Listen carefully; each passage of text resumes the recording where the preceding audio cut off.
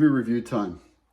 Social Network from 2010, directed by David Fincher, screenplay by Aaron Sorkin, produced by Scott Rudin, Dana Brunetti, Michael DeLuca, Sean Chafin. Budget for this, $40 million, box office 224.9. But really that doesn't tell the story. This is a socially relevant movie that's kind of depicts a pretty important topic. Jesse Eisenberg and Andrew Garfield in lead roles, with Justin Timberlake and Armie Hammer in supporting roles.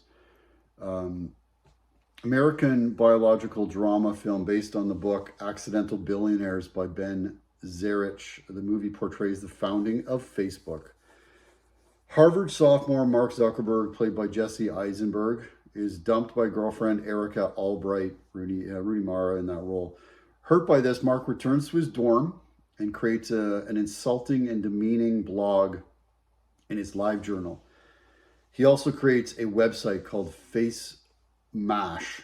He essentially hacks into the college database and steals her photos of female students, asking site visitors to rate each student's attractiveness. The success of Face Mash attracts the attention of the Winklevoss twins over at Harvard, who are looking for Zuckerberg to create a Harvard-only social network. Zuckerberg, inspired by this idea, approaches his friend Eduardo Saverin, played by Andrew Garfield, about creating the Facebook, an exclusive Ivy League students-only network.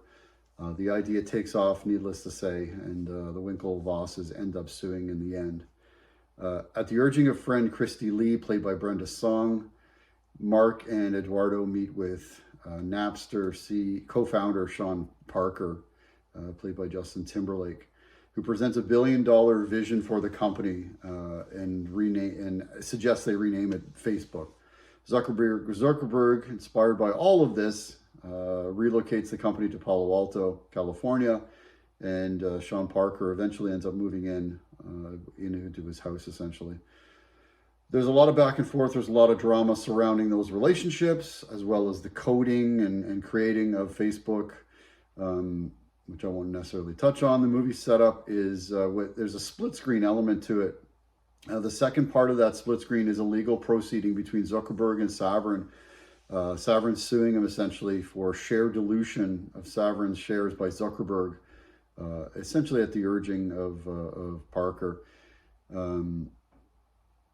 The proceedings cut deep into the duo's relationship and paint Zuckerberg as a really bad guy.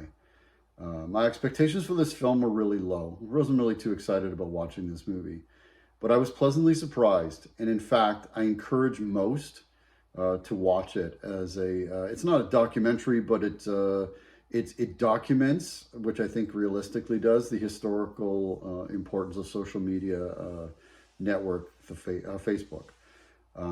While not pay-per-view worthy, but watch it at home on a rainy day, say, on a plane, on any size TV. There's no special effects in this. Watch alongside maybe Disconnect from 2012 about social media and people trying to connect. But worth a watch. I actually enjoyed it. Spend wisely.